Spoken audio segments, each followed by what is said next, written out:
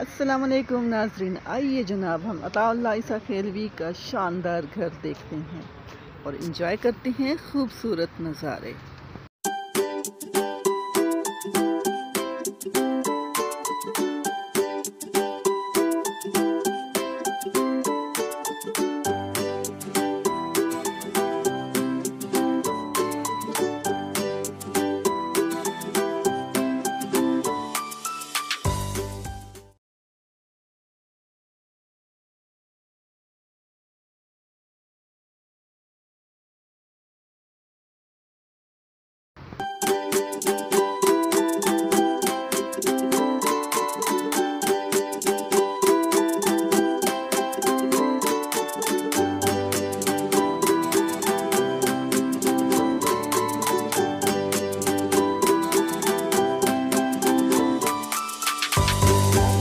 Point आपका अपना channel, सुनते रहिए, देखते रहिए।